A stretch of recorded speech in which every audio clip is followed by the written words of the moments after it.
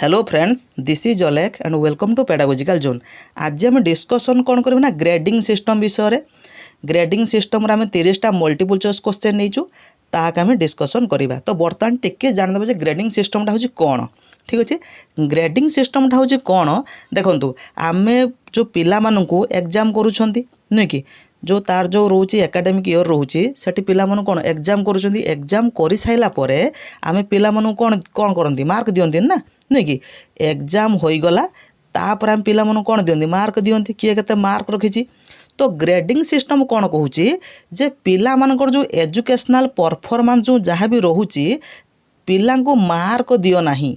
Mark देवा बदल में पिला पॉइंट दियो। कौन दियो ना पिला पॉइंट दियो, पॉइंट बा ग्रेड दियो। बुझी ସେଇଟା ହେଉଛି କ'ଣ ନା ଗ୍ରେଡ଼ିଂ ସିଷ୍ଟମ୍। ପିଲାମାନଙ୍କର ଏଜୁକେଶନାଲ୍ ପରଫର୍ମାନ୍ସ को ଲକ୍ଷ୍ୟ କରିକି ମାର୍କ ଦିଆଯିବ ନାହିଁ, ତାଙ୍କୁ ଗ୍ରେଡ୍ ଦେବା ବା ପଏଣ୍ଟ ଦେବା। ବୁଝି ହେଉଛି, ତାହା ଦୁଇ ପ୍ରକାରର ହୋଇଥାଏ। ଆଇଦର ଗୋଟେ ଆମେ ଲେଟରରେ ଦେଇପାରିବା ବା ନ୍ୟୁମେରିକାଲ ନମ୍ବରରେ ମଧ୍ୟ ଦେଇପାରିବା। ଲେଟର ମାନେ ମନେ କରନ୍ତୁ गोटे क्लास मन करंतु कह जे जो पिला माने 90 रु 100 मार्कर मन करंतु परीक्षा है जो पिला माने 90 रु 100 रखिले से ओ ग्रेड दिया जिवो हैला। जो पिला माने 80 रु 89 मध्य रखिबे से ए प्लस ग्रेड मिलिबो। जो पिला माने रहिले केते रहिले ना 70 रु 79 पर्यंत रहिबे सेमानंकु ए ग्रेड मिलिबो। एमि सब ग्रेड सिस्टम रही था। एटा होची लेटर माध्यम रे ओ ए प्लस ए बी लेटर ना माध्यम दर्शा जाय थाए। ठीक अछि, आउ एथरे कोन करा थाए जो ग्रेडिंग सिस्टम रे हैला आउ पैरामीटर गोटे फिक्स करा थाए। पैरामीटर कोन फिक्स करा थाए जोटा आपण जानि छथि मध्य जे सबुट भलो कला ता कोन कह जिवो एक्सीलेंस नुय कि तापर जे अधिक तापर कौन भेरी गुड नुह कि तापर गुड एम सब थाए कि लास्टा कौन थाए पुअर भेरी पुअर एम थाए ना है ये मध्य थाए। जो पिला माने 90 रु 100 मध्य रखिले से एक्सीलेंस कह। जो पिला माने 80 रु 90 मध्य रखिले से भेरी गुड कह। से जो ग्रेड रे से रहिबे यह मध्य ग्रेडिंग सिस्टम रे आसी थाए। ठीक अच्छे, आउ ग्रेडिंग सिस्टम रे कौन थाए आमर ना एथिरे बोथ करिकुलार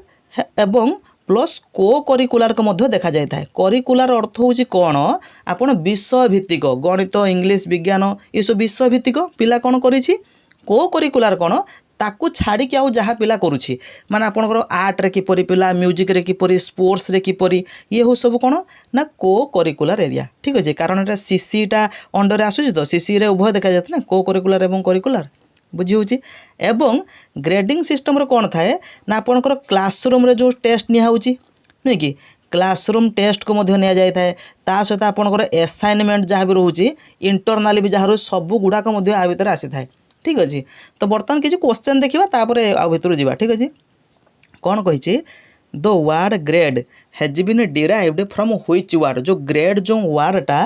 क्यों वर्ड रु आसी ग्रीक इंग्लिश लाटिन ना फ्रेंच क्यों वर्ड आसी ना लाटिन वर्ड रु आसी। Option number 3 the meaning of grade. Grade रो अर्थ होची कौन स्टेप वे पाथ ना स्टेज। आर करेक्ट आंसर होची आपनकर कौन ना स्टेप। ग्रेड रो अर्थ होची स्टेप। तापरे absolute grading is otherwise known as. Absolute grading को आउ कौन कह जाए आमे जानिबा। एब्सोल्यूट ग्रेडिंग टा कौन नुह कि आमर जो ग्रेडिंगटा ना दुई भाग में विभक्त। गोटे हूँ आप डायरेक्ट ग्रेडिंग आ गोटे इनडायरेक्ट ग्रेडिंग। डायरेक्ट ग्रेडिंग हूँ कौन जोटा मार्कटा को डायरेक्ट आम ग्रेड रे दे दियंती। इनडायरेक्ट ग्रेडिंगटा दुई भाग में विभक्त। गोटे हूँ आपंकर एब्सोल्यूट आ गोटे हूँ आपंकर ना रिलेटिव। ठीक अच्छे, ये जो एब्सोल्यूट ग्रेडिंगटा जो कौन से मुझे जानिबा। एब्सोल्यूट ग्रेडिंग रे कौन थाए ना पूर्वर क्राइटेरिया फिक्स होगी थाए नुह कि पूर्वर क्राइटेरिया फिक्स होगी थाए। क्राइटेरिया अर्थ हूँ कौन मने करंतु 100 मार्कर परीक्षा है कि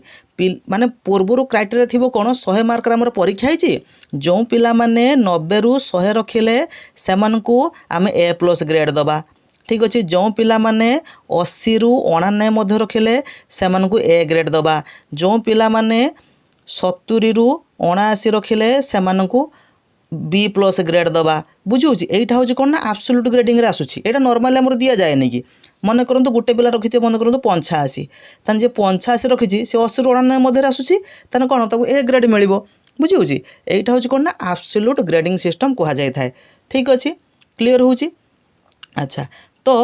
बर्तमान कहले जे आब्सोल्यूट ग्रेडिंग रो अन्य ना कौन norm referenced grading criterion reference grading ना स्टैंडर्ड ग्रेडिंग ना नॉन ऑफ द एबव ठीक अच्छे तार करेक्ट आंसर होची कौन ना क्राइटेरियन रेफरेंस ग्रेडिंग नुह कि क्राइटेरिया फिक्स रोच ना नुह कि बुझे कथाटा अच्छा तापर नेक्स्ट देखा कौन रोचे आपणकर रो जो कौन रिलेटिव है कि नेक्स्ट आप रिलेटिव रे आसो कौन 4 नंबर जो क्वेश्चनटा अच्छे कौन जे relative grading is otherwise known as ठीक अच्छे এইটি টিকে আউ গোটে মধ্যে টিকে কহিদৌছি এই যে আবসোলুট গ্রেডিংরে আউ গোটে প্রকার আসিব কোণ কহিদৌ টিকে মতো জানি রখি থাকতু যে ডিভিজন আসেনি কি যে ডিস্টিংশন মনে করতু যে পিলা মানে 75% উপর রখিলে সেমানকু ডিস্টিংশন দিয়াযিব जो मैंने 60% ऊपर रखिले से हेले फास्ट डिवीजन पाइले है कि जो पिला माने 45 रु 60% मार्क भर रखिले से सेकेंड डिवीजन भी दिहला ये जो डिवीजन कथा आसूसी ना ये भी आपंकर से आब्सोल्यूट ग्रेडिंग आसूसी एटा मत जानी था है जो मैंने 33% रु कम हो गले 33% रु कम हो गले से माने कौन अनसाटिस्फैक्टरी कहुब कौन कह से अनसाटिस्फैक्टरी कहुब आब्सोल्यूट ग्रेडिंग आसी था ठीक अच्छे बर्तमान रिलेटिव ग्रेडिंग कथा देखीदे रिलेटिव ग्रेडिंग हूँ कौन यहाँ टी नुआ आसी नुआ आसी मैंने आब्सोल्यूट ग्रेडिंग प्रथम आइला देन तापर रिलेटिव ग्रेडिंग आसी रिलेटिव ग्रेडिंग हूँ कौन क्लासरूम रे जी टॉपर हो मन करंतु 100 मार्कर परीक्षा है हाएस्ट जी मार्क है सी हूँ 90 हाएस्ट मार्क किए रखी हाएस्ट है कि मार्क केते अच्छे ना 90 ता क्लास रो टॉपर किए यही छुआटा नुह कि जो छुआटा टॉपर होता जोटा हाएस्ट मार्क रही ताकू कंपेयर करिकी अन्य पिला मानकु जो ग्रेड दिया जाए ताहाको कहा जाए कौन ना रिलेटिव ग्रेडिंग कॉन्सेप्ट क्लियर होची है तो डिटेल्स टिके तो मुझे जाऊ ना ता भितर किंतु आमर तार जो जदि लक्ष्य करे एमती गोटे कर्व होता है जे हाएस्ट मार्क एमती रखी था ये लिखा जाए सब पिला माने केते कौन सब मार्क रखी लिखा जाए था यहीटा सब जो मझीटा आसता है अधिक आसी था तो डिटेल्स जाऊ ना खाली जाणी रखी था कौन ना क्लासरूम रे जो पिलाटा अधिक मार्क होती जे टॉपर जी होइथिबो है कि से टॉपर जी होइछि तार मार्क को माने कौन कंपेयर करिकी अन्य पिला मानू ग्रेड दिया जाए है सहीटा हूँ कौन ना रिलेटिव ग्रेडिंग है एटा केउंट देखा जाए कहले जोटी अधिक पिला परीक्षा थे बहुत पिला जोटी परीक्षा दौरान बहुत पिला हेटी कौन देखा जाए ना रिलेटिव ग्रेडिंग आ जोटी कम पिला दौरान हेटी आब्सोल्यूट ग्रेडिंग ठीक अच्छे तो आर अन्य ना हो जदि कौन लक्ष्य करवा ना नॉर्म रेफरेंस्ड ग्रेडिंग एटा मध्य जानी था ठीक अच्छे आ जदि पकेब ग्रेडिंग ऑन द कर्व है कर्व विषय जदि पके जो कर्वटा देखली ताहा मध्य आपनकर रिलेटिव ग्रेडिंग रे आसुची ठीक अच्छे तापर नेक्स्ट देखा कौन रोची कौन अच्छे अच्छा हाँ आउ गोटे जदि पकेब आप परीक्षा भी क्वेश्चन जे परसेंटेज रे मन करंतु पकेब 10% पिला है मन करंतु पाइले ओ ग्रेड है 15% पिला मनकर पाइले ए प्लस ग्रेड जदि एमती क्वेश्चन परसेंटेज रे पकेब एति पिला पाइचंती ताहा भी आप रिलेटिव ग्रेडिंग रे आसीबो ए सब की पॉइंट सब मन रखिदे कारण एग्जाम रे आसी पारे तापर नेक्स्ट होची कोन 5 नंबर कोन कहला grading system was introduced in which year grading system टा केउ वर्ष इंट्रोड्यूस कराइतला 2007-8 2008 न 2009-10 ना 2010-11 तो केउ वर्ष को इंट्रोड्यूस कराइतला ना ऑप्शन नंबर 3 2009-10 मसिया रे हला तापर किए इंट्रोड्यूस करथिला ये मध्य क्वेश्चन किए करथिला आपनकर सीबीएसई द्वारा मन रखि थांदु सीबीएसई द्वारा इंट्रोड्यूस होइतला आ सीबीएसई 2010 मसिया रे ये जो +2 पिला मानकर है कि सेमान क्षेत्र में ग्रेडिंग सिस्टम इंट्रोड्यूस होता किंतु एटा सबुआड़े इंट्रोड्यूस हो पारि नथिला से समय है किसी जगह इंट्रोड्यूस होता तापर 6 नंबर कौन कहला from the following which is an innovation in the field of assessment एमानक मध्यरु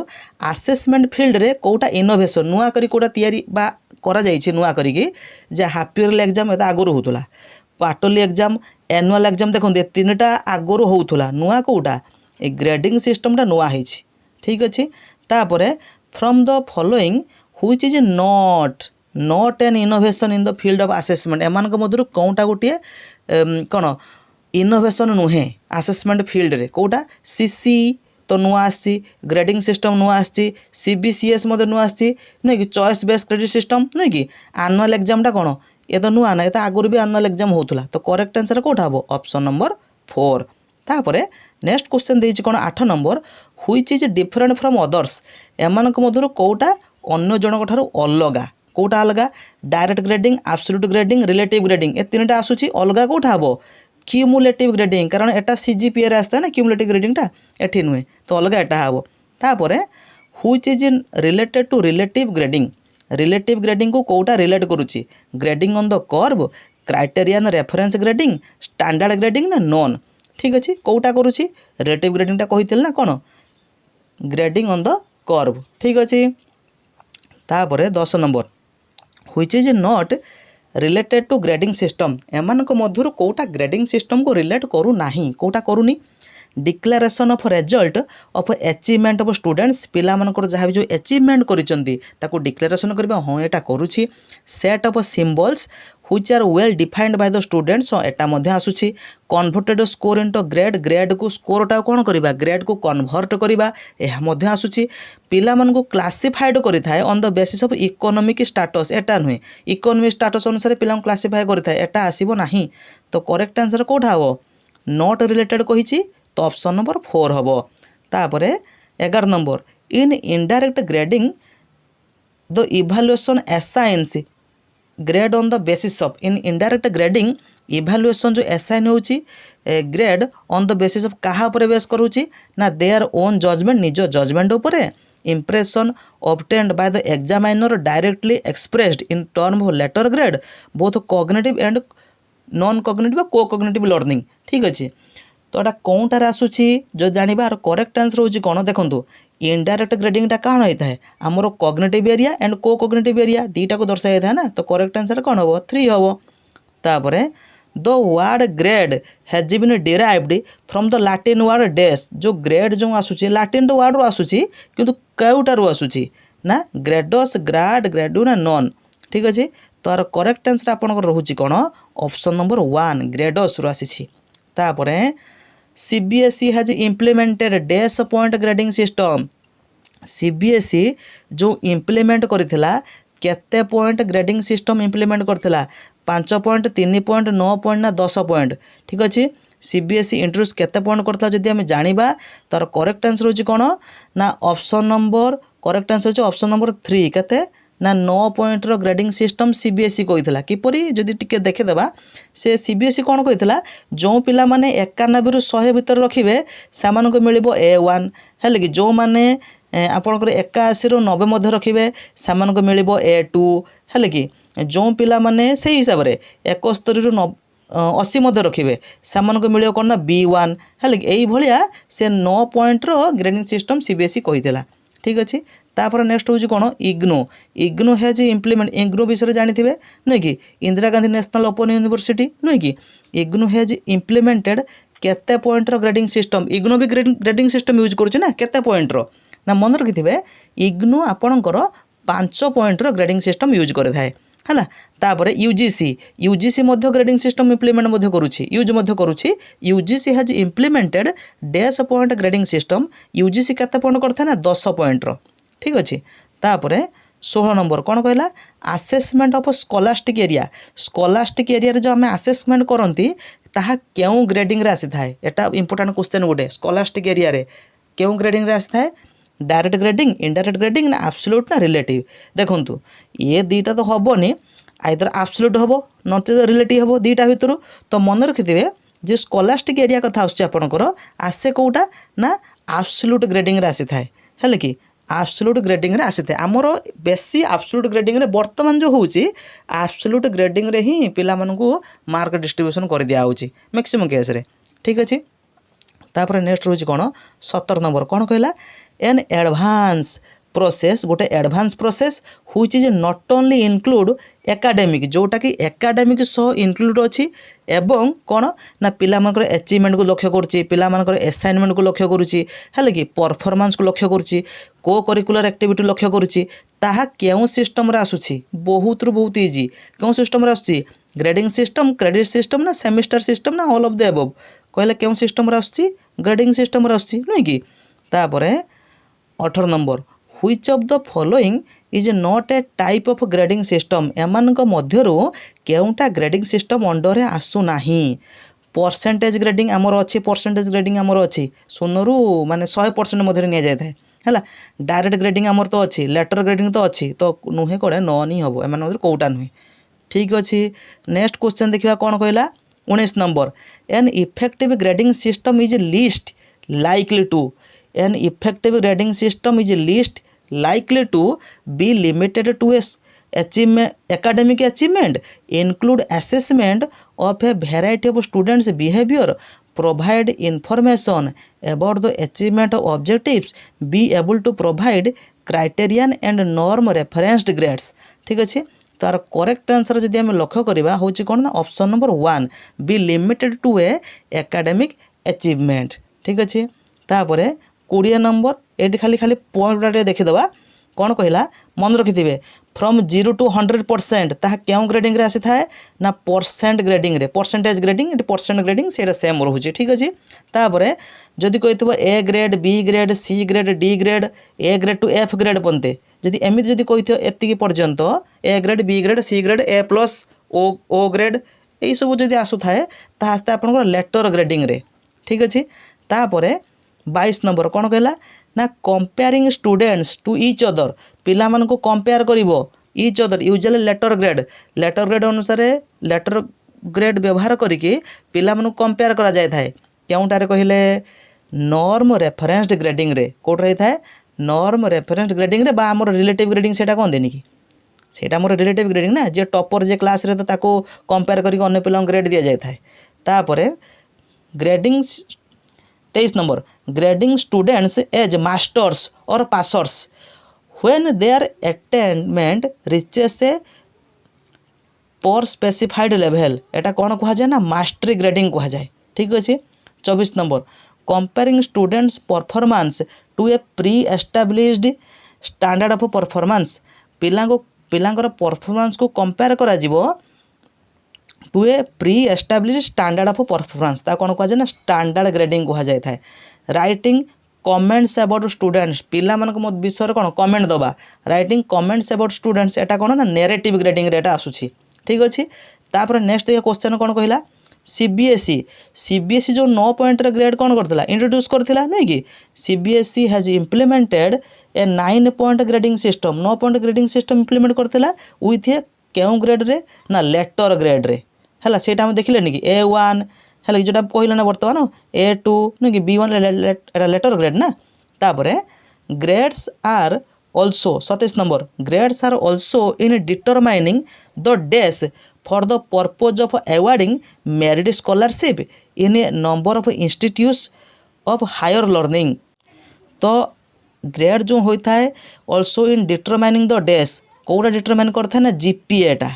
जीपीए अर्थ हो कौन ना ग्रेड पॉइंट एवरेज है कि क्यों पर्पज रे ना अवार्डिंग करिवो कौन ना merit scholarship in a number of institution of higher learning. ठीक अच्छे तापर in absolute grading if a students received score एटा 83 हम। ठीक अच्छे ये छाड़ी जाइए स्कोर हम 83 आउट ऑफ 100 ता अर्थ हो कौन एब्सोल्यूट ग्रेडिंग रे पिलाटे 100 रु 83 रखी ताहा लेटर ग्रेड अनुसार क्या देखा क्यों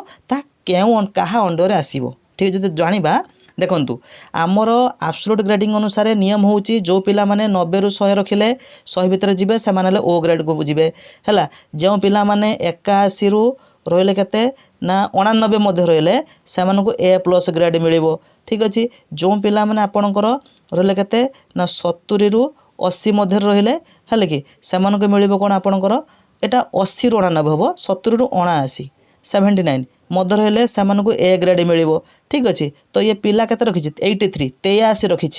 है तो 83 के 80 रु 89 मध्य आसने क्यों ग्रेड ए प्लस ग्रेड तो करेक्ट आंसर कौन हम 2 हम। क्लीयर होची तापर क्वेश्चन कहला 29 number grading system in India introduced by grading system जो इंडिया रे इंट्रोड्यूस क्या द्वारा होता सीबीएसई द्वारा। ठीक अच्छे आ मन रखिथे किंतु एटा कहा अंडर कार्यकारी कौटी होता है ना सीसीई रे है ग्रेडिंग सिस्टम सीसीई रे कार्यकारी होता है किंतु सीबीएसई द्वारा इंट्रोड्यूस होता है। आउ फुल फॉर्म सीजीपीए र फुल फॉर्म कौन एसजीपीए र फुल फॉर्म कौन सीजीपीए र फुल फॉर्म हो कौन ना cumulative grade point average SGPA हो कौन ना सेमिस्टर ग्रेड पॉइंट एवरेज। ठीक अच्छे। तो यही 30टा क्वेश्चन आम डिस्कसन करदे। नेक्स्ट तापर जो जहाँ भी चैप्टर रोचे जो आपंकर आसेसमेंट इन को स्कॉलास्टिक एरिया रोचे implementation strategy of continuous and comprehensive evaluation रोचे तापर आम तार कौन करा मल्टीपल चॉइस क्वेश्चन आणबू। ठीक अच्छे। आहा रिलेटेड जदि किसी डाउट थी देन आपण मैंने कमेंट सेक्शन लिखिपारे।